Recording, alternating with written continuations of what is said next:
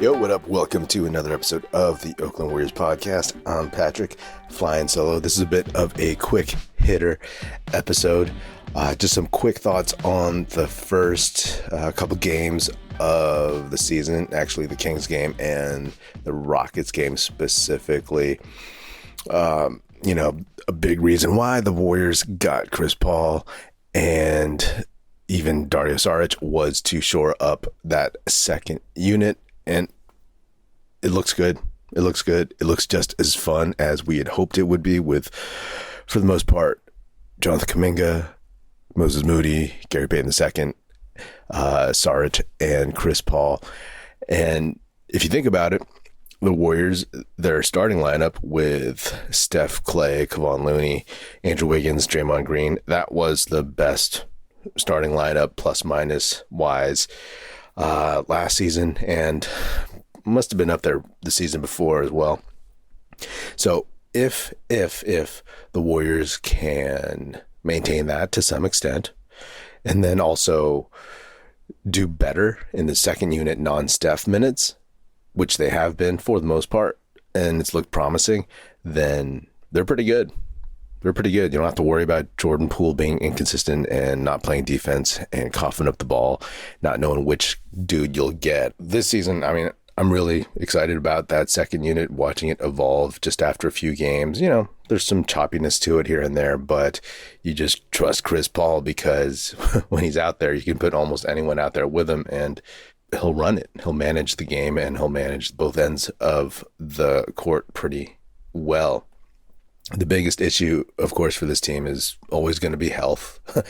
I think at halftime of this one, just walking off the court, I saw Chris Paul stretching his right shoulder, and I was like, oh, I don't think there's a thing with that, but it just is one of those things that if you see something, it'll make you a little bit nervous.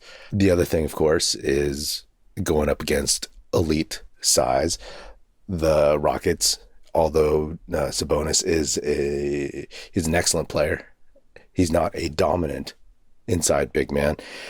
And the Rockets don't have one either. Sengun is good, but again, he's young and not a big physical specimen. So they didn't have to worry about that now. Obviously, when you look at like a Jokic or a Giannis with a Brook Lopez next to Giannis, then size becomes an issue. But again, that's something that'll evolve and get addressed as the season goes.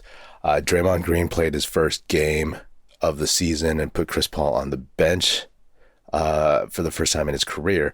And there was some choppiness with Draymond, some out of sync issues, chemistry issues, just being out of rhythm, some errant passes, some passes to places where he thought guys would be and they weren't there.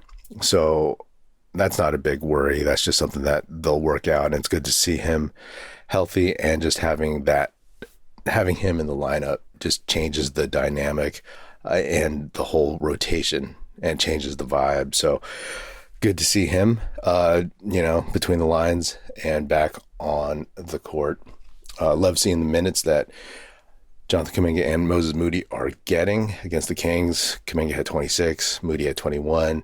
And it looks like, okay, they are in the rotation unless it's a catastrophe, so that's a huge positive. And I think that you have to go to them because there's nobody else. There's nobody else that Kerr is going to put in their places right now. Against the Rockets, Gary Payton II hit a few threes, and I mean, that's always huge. In that unit, you don't expect him to score, but obviously, in the last couple of years, he's learned how to hit the open three-point shot, and just keeping other teams honest that way is going to be a big deal with that second unit and just the lineups. Because, a few years ago, Gary Payton II couldn't shoot. That's why he was out of the league for so long, and he had trouble sticking.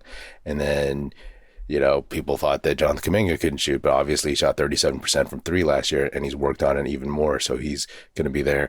And then you have Moses Moody, so that dude can shoot as well, and then Dario Saric. So, a lot of ability to stretch the floor, and then have guys like Saric go down low, have Kuminga attack the basket, have Gary Payton II go dunker spot on people. So, we'll see how that changes as these guys get more minutes together. Klay Thompson moved up on the 3-point list, the all-time 3-point list. I actually forgot where he is on that list. I don't know if it's 10 or whatever, but it's tough because if you think about it, like there's probably 600 to 650, I don't know, 3-pointers that he left on the table, missing 2.5 seasons. So he could and should be like top 5 easy right now if he didn't get hurt and miss a few years. But, it is what it is. Hopefully he'll get there eventually. The Warriors have their first back-to-back after this Rockets game against the Pelicans. And it's early, but we'll see what Steve Kerr does, who he'll rest. You'd like to think that everybody's still good to go and that they'll get some minutes and that, they won't have to rest too many guys and that they want to build some chemistry.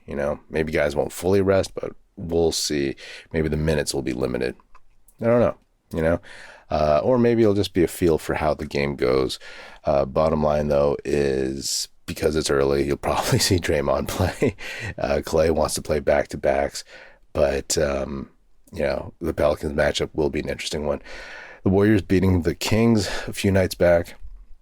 That was fun. I mean, the Warriors are just better than the Kings. The Warriors have improved a lot more than the Kings have, right? The Kings are good. They're on the come up.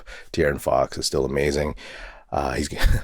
Steph Curry's going to make a lot of money off of De'Aaron Fox because De'Aaron Fox joined the Curry branded Under Armour. But, the Warriors are better because they've added Gary Payton II since last season. I mean, he was on the team last season, of course, but he's on the team for all 82 this year. Andrew Wiggins hopefully will not miss 3 months. Chris Paul, etc., Dario Saric, etc. So the Warriors are just better. And this was one of those games that it looked like the Kings really wanted, but the Warriors, obviously they wanted, but it was more of a statement if the Kings were to win. And this is one of those games where the Warriors just kept them in check.